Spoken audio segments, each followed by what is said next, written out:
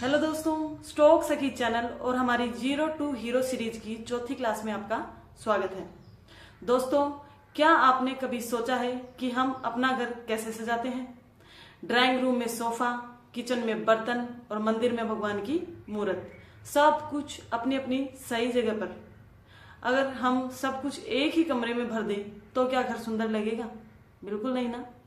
ठीक वैसे ही शेयर बाजार में सिर्फ शेयर खरीदना ही काफी नहीं है, उन्हें एक पोर्टफोलियो की तरह सजाना भी पड़ता है।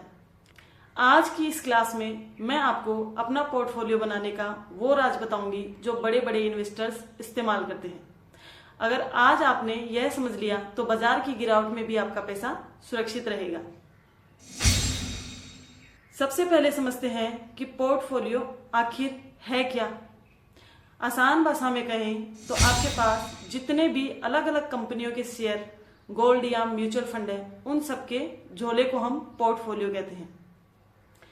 अक्सर लोग गलती क्या करते हैं, किसी दोस्त ने कहा टाटा अच्छा है तो सारा पैसा उसी में लगा दिया।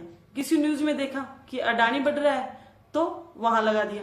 यह पोर्टफोलियो सजाना नहीं बल्कि खिचड़ी बनाना है। एक आदर्श पोर्टफोलियो वो है जो आपको चैन की नींद सोने दे। पोर्टफोलियो सजाने का पहला नियम, असेट लोकेशन।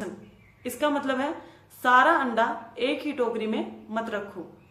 आपको अपना पैसा इन 3 हिस्सों में बांटना चाहिए।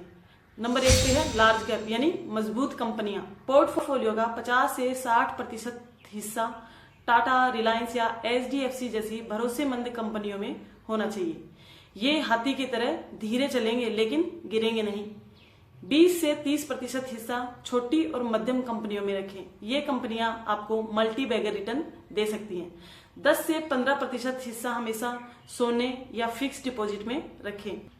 जब बाजार गिरता है तब सोना ही आपके पोर्टफोलियो को सहारा देता है। अब बात करते हैं कि शेयर कैसे चुने। सिर्फ अलग कंपनियां चुनना काफी नहीं है, आपको सेक्टर डाइवर्सिफिकेशन करना होगा। उदाहरण के लिए अगर आपके पास IT कंपनियों जैसे TCS, इन्फोसिस या विप्रो के शेयर लिए हैं तो जब IT सेक्टर गिरेगा तब आपका पूरा पोर्टफोलियो लाल हो जाएगा। सही तरीका यह है कि आप थोड़े शेयर बैंकिंग से लें, थोड़े FMCG जैसे हिंदुस्तान यूनिलीवर, थोड़े IT से और थोड़े एनर्जी सेक्टर से लें। इससे फायदा यह होगा कि अगर एक कमरा यानी सेक्टर गंदा भी हो जाए तो आपका पूरा घर यानी पोर्टफोलियो साफ रहेगा। बहुत से लोग मुझसे पूछते हैं, सखी हमारे पास कितने शेयर होने चाहिए?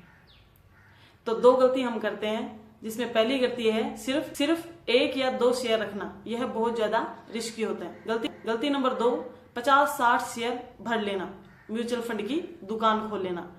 एक आम निवेशक के लिए 12 से 18 शेयर काफी हैं। इतने शेयर जिन्हें आप ट्रैक कर सकें, जिनकी खबरें आप पढ़ सकें। याद रखिए, ज्यादा भीड़ होने से क्वालिटी कम हो जाती है। जैसे दिवाली पर हम घर की सफाई करते हैं, वैसे ही साल में 1 या 2 बार पोर्टफोलियो की सफाई भी जरूरी है। इसे कहते हैं रीबैलेंसिंग। अगर कोई शेयर बहुत बढ़ गया है और आपके पोर्टफोलियो का बहुत बड़ा हिस्सा बन गया है तो थोड़ा मुनाफा वसूलें। और जो शेयर खराब प्रदर्शन कर रहे हैं और कंपनी के फंडामेंटल बिगड़ गए हैं, उनसे पीछा छुड़ाएं। कूड़े को घर में रखने से सिर्फ बदबू आती है, बरकत नहीं होती है। तो दोस्तों, आज हमने सीखा कि पोर्टफोलियो सजाना एक कला है। सही एसेट लोकेशन, सही सेक्टर और सही संख्या, यही है करोड़पति बनने का मंत्र। आज का होमवर्क, आप नीचे कमेंट में बताएं कि आपके पोर्टफोलियो में इस वक्त कितने शेयर हैं। क्या आपने उन्हें सही से सजाया? अगर आपको यह क्लास पसंद आई तो अपनी सखी के चैनल को सब्सक्राइब करें और अगली क्लास में यानी क्लास 5 का इंतजार करें। Happy investing. जय हिंद।